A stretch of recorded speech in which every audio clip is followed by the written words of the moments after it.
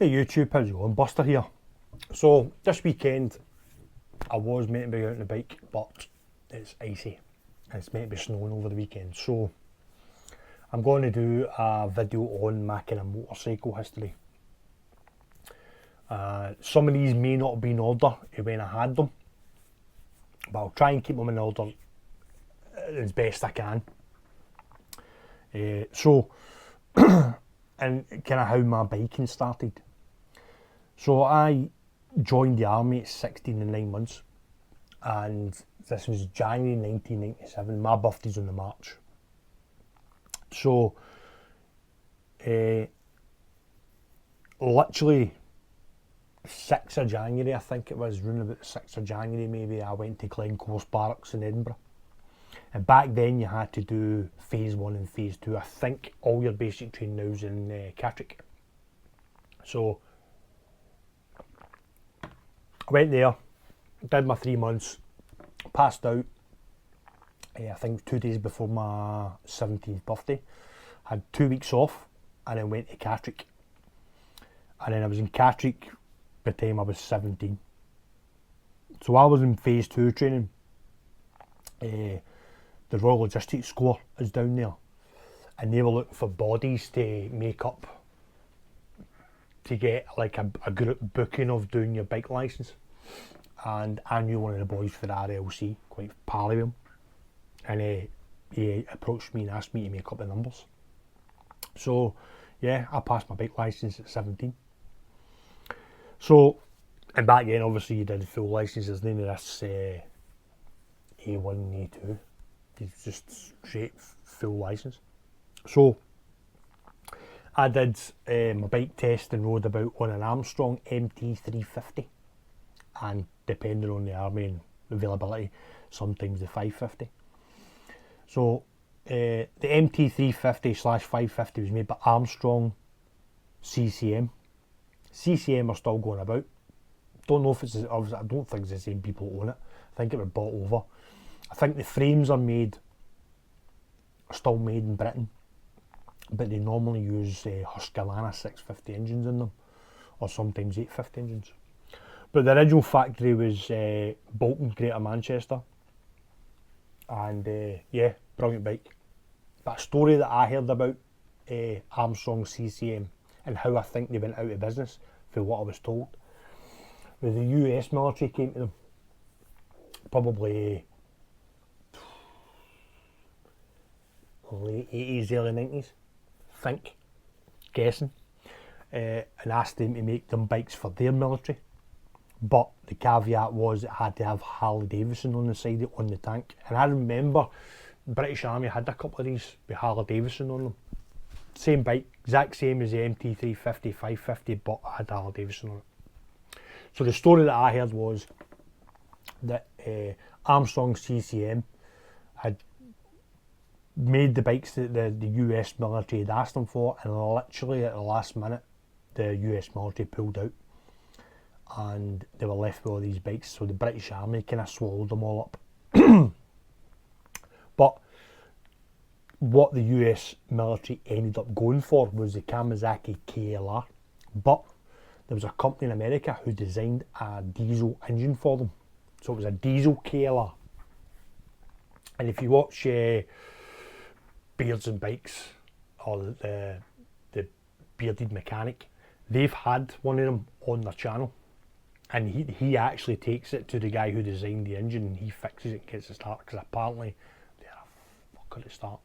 But yeah, so there you go. That was the first bike that I ever rode with a full licence, was an Armstrong MT350/550.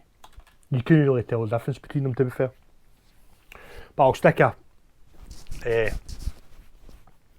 photo of the bikes I'm talking about up on the corner to show you what they look like.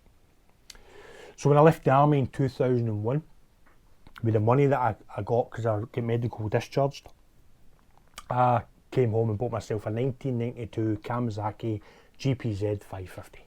That's a move for it. So yeah, this was the kind of baby bike of the range. If you're bikers, you would know.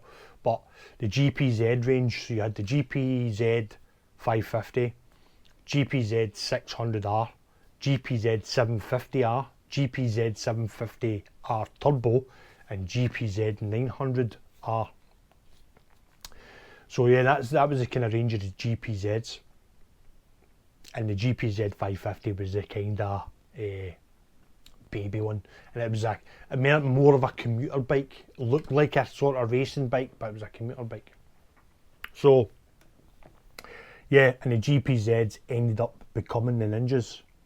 So the ZX range was originally the GPZ, because you used to get a GPZ 600R Ninja.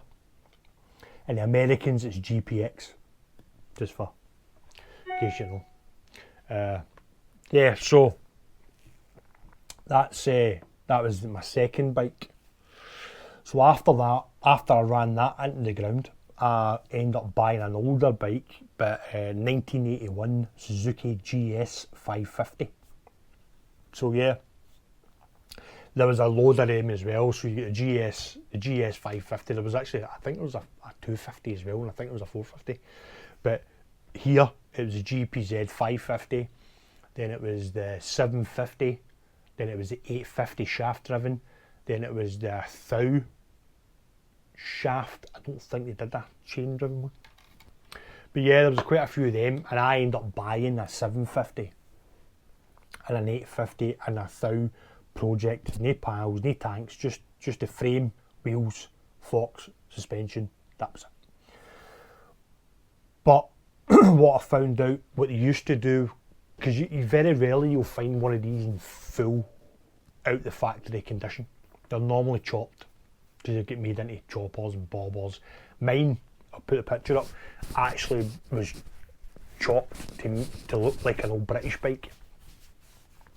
So what I found out was, what they used to do is they'd take a 750 chain driven engine, they would take the head off it, pistons out it, and take the head and piston off an 850 and put it on the 750. So sometimes you would get a 750 bottom end with a chain with an 850 header, and that was the only two you could do it with. So yeah, so that was another useless information.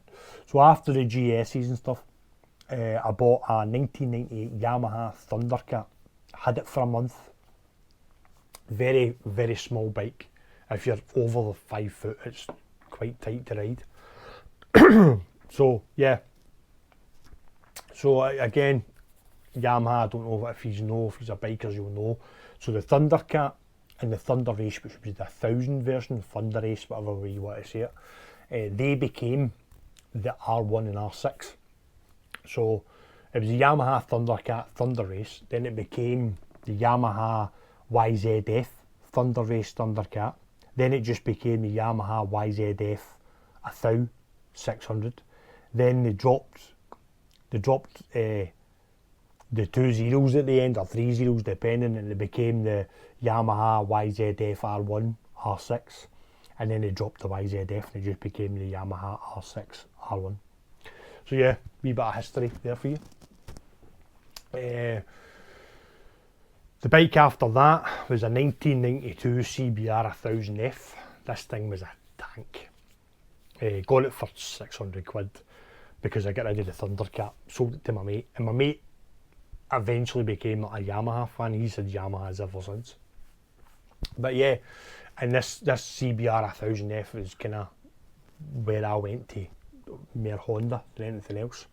Brilliant bike, very heavy though, but yeah, I loved it. 1992, red and white. Bought it for 600 quid, and somebody came from down south and bought it off me for 900 quid because they wanted the panels. So yeah, it was cheaper for them to buy the full bike than it was to replace the panels, so they just bought that off of me. So then after that, I bought a 2002 600 Hornet. This was blue. I even rode about with a Scotland flag on my helmet as well. So they did 2 versions of this as well. They did the 900 and the 600, and basically they were detuned 600 and 900 Fireblade engines. So that's basically what they were. But the 2002 600 Hornet had a full power CBR 600R engine in it. So yeah, that was they were really nice bikes. Really good for commuting, not very good for doing touring, but you know, you do what you do to get on the road. So after the Hornet, I went and bought a Suzuki Bandit 1200 Street Fighter because I liked that kind of Street Fighter look I got off the Hornet. So I bought this 1200 Street Fighter. This thing was tricked out. I had a custom swing arm. I had upside down, sorry, I'm Scottish coming out there. Upside down GSX-R front forks, billet triple tree, double headlight. I had a K5 back end on it, split exhaust with the stubby end cans. This thing was tricked out. So then, me being me, I wanted to actually build a smaller version. I wanted to build the Bandit 600 to look exactly the same. So this was a Mark 1 Bandit, the best looking Bandit I think. So I bought a Mark 1 600 Bandit, and then I needed parts, so I decided to buy another one to get parts off of. But this is when I realised and looked into it that some of the Mark 1 600 Bandits have actually got a 750 engine in them. Because when they brought out the Suzuki Bandit 600, they also brought out at the same time a bike called the GSX Inzuma 750, which looks like a smaller version of the GSX 1400. So, because the 600 was cheaper and sold more of it, they scrapped the Inzuma. So if you've got a Mark 1 Bandit, have a look at the top end, just below, if you're looking at the front of the bike, where the downpipes are, the right hand downpipe, just below that there's a flat plate that tells you the CM of the engine you've got. So the Bandit 600 would be 599 CM on that wee flat part. One of the 600 Bandits I bought was actually a 749 CM, and that's how I kind of went, what's this engine about? And that's how I found out about it. So if you've got a Mark 1 600 Bandit, there's maybe a chance that you've got a 750 engine in it. It's obviously detuned to kick out the same power as the 600, but there's ways you can get that power back. So when I bought them, I ended up buying the kind of sports range of them, which is the GSX 600 and the GSX 750. So I had one of them each as well. Same engines as the Bandit, and the GS engines they're literally exactly the same as the GS 550 engine, just obviously slightly newer. Oil cooled. They've got an oil cooler on them. Yeah, so I had all them as well. So after all the Suzukis that I took a notion for because of my OCD and I like to collect things, I wanted a newer bike. So I ended up going for a Honda Blackbird 1100 XX. So I sold all the Suzuki Bandit, sold all the other GSEs that I had and Bandits that I had, and bought this Blackbird. Loved it. But big heavy bike. Comfortable, very comfortable. The only thing I didn't like about it was the interconnecting brakes. That was a bit weird. So yeah, if you know anything about the Blackbird, it's got a dual braking system. So if you hit the back brake, it'll put a bit of front on, put the front brake, it'll put a bit of back on, and it kind of pushes the fluid between the two of them to get you to stop. It was a kind of crude version of ABS, I think. That's what they tried to do. So yeah, so mine was a 1998, and I nearly bought the X11, which was the naked version, but when I actually went to look at it, it is ugly. You can tell what they've done is it's the same frame as the Bandit. Yeah, sorry, the same frame as the Blackbird, but they've just ripped the ferns off it and made it look like it, so it was ugly. It's a bit like the Suzuki Beacon. which is the naked version of the Abusa. That's ugly as well. So yeah, because obviously Honda at that time were competing. Because if you don't know, the Abusa, Hayabusa actually means bird eater. So yeah, that's why Suzuki made that. So after the Honda Blackbird, I decided to get something a wee bit lighter. So I went for a 2001 Kawasaki ZX6R J1. This is the twin headlight Ninja 600. Loved that much that I went out and bought a 1998 Kawasaki ZX9R C2. I had them at the same time. Lovely bikes. And then I liked them so much, I went out and bought myself a Kawasaki ZX7R as well. So I had basically all three of them roughly about the same time. And I'll put pictures up. And I've had to add the picture of the ZX9, just one off of Google Images, because the one that I do have of that, my mum is sitting on it with a helmet on and big fluffy dog slippers. So I didn't want to put that up. So yeah, so I had all the Kawasaki ZXs all at one time. The ZX6 J1, I had the ZX9R C2, and I don't remember what one of the ZX7s I had, but I'll put pictures up of them. So after that, I decided the bike that I really wanted was the Fireblade. And I wanted the one with the underseat exhaust, so the RR5. So I sold all three of the bikes and bought a 2005 Honda Fireblade RR5, and I loved that bike. So when I bought that, this was 2017, and I had that bike all the way up to 2022. And during lockdown, I was away camping when they kind of loosened up the where you could actually you can go back out and stuff like that. Me and my mates went camping up in Fort William, and I broke my leg. So yeah, I kept it with work and stuff. I didn't get a chance to really ride it. I moved here, brought the bike with me, and then one day I decided, right, get it MOT'd, get it serviced, get it insured, get it taxed. And I went out in it, and along the road for me, 15 miles, is a place called Strathen, and it's got a roundabout next to a Sainsbury's. So I thought, no, been out my bike for a while, fire down that road, get to the roundabout, turn round, come back, 30 miles, that's fine. So went down, turned around the roundabout, came back, got home, and could not move my right leg.